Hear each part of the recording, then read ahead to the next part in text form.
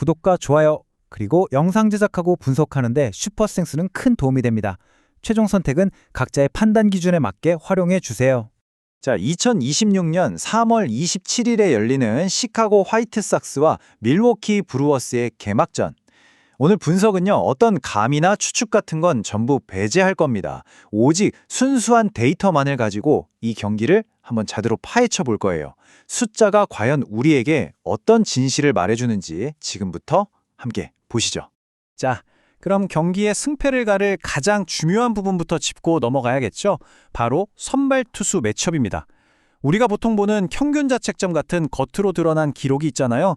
그게 어떻게 진실을 가리는 착시를 만들어내는지 지금부터 제가 하나하나 보여드리겠습니다.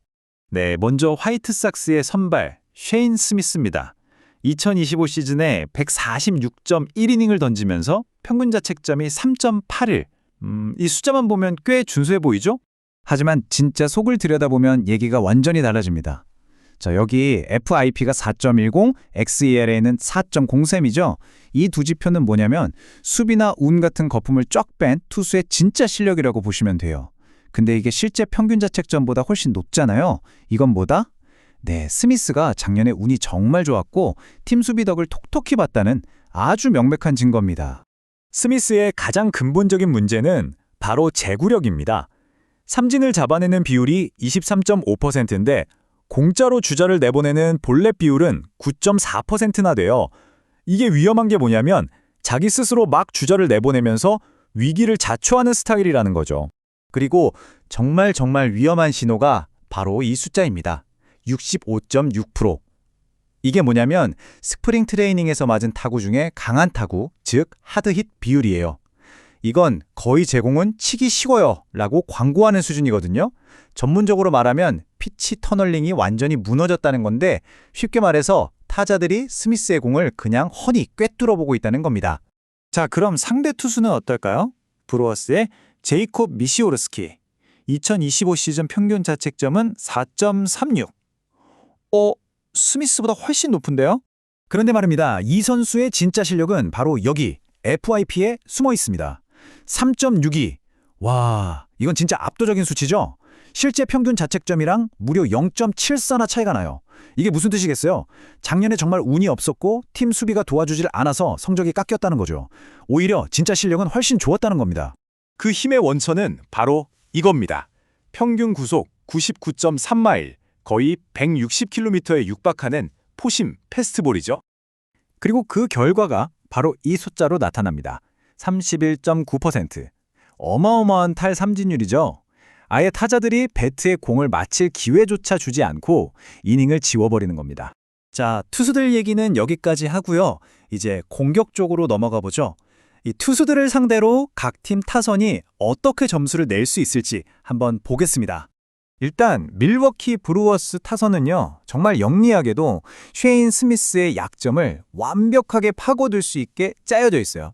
그 첫 번째 무기가 바로 추리오, 콘트레라스, 옐리치가 이끄는 이 최상급의 선구안입니다. 이 선수들이 스미스를 계속해서 스트라이크 존 안으로 공을 던지게 만들 거란 말이죠. 근데 거기에 지금 스프링 캠프에서 타율이 무려 0.46이 완전 미쳐있는 제이크 바우어스 같은 타자가 버티고 있어요. 아까 스미스의 하드힛 허용률 65.6% 기억나시죠? 이걸 실전에서 그대로 재현할 확률이 수학적으로 굉장히 높다는 겁니다.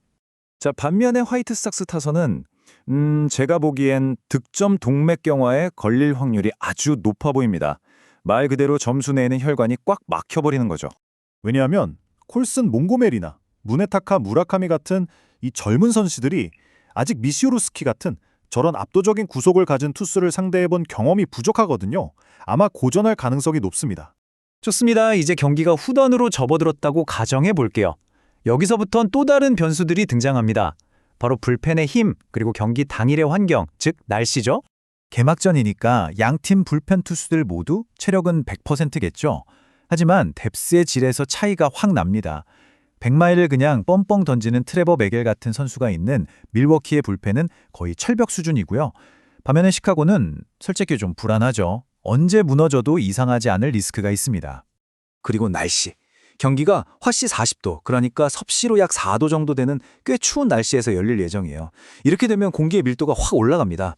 자, 공기가 차가워지고 밀도가 높아지면 어떻게 될까요?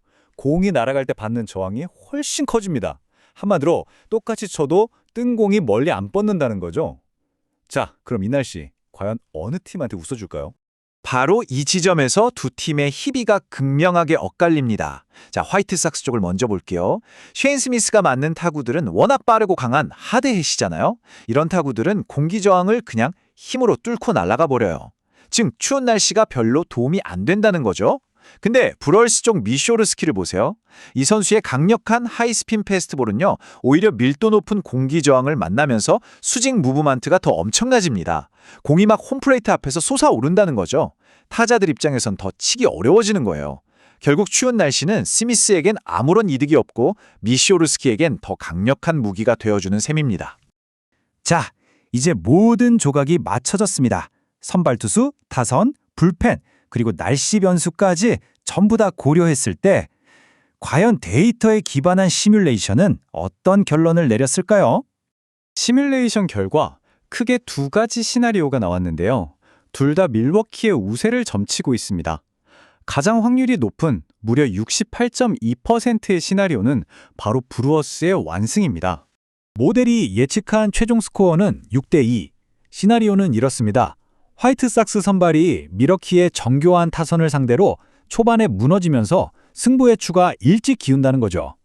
하지만 화이트삭스에게도 기회가 아예 없는 건 아닙니다. 23.5%의 또 다른 가능성이 남아있어요. 바로 이겁니다. 만약에 추운 날씨가 미시로스키의 제구에 영향을 미친다면 원래도 볼넷이 11.4%로 좀 있는 편인데 이게 변수가 돼서 경기가 4대3 같은 정말 아슬아슬한 접전으로 갈 수도 있다는 겁니다. 네, 이것이 바로 데이터가 우리에게 보여주는 모든 시나리오입니다.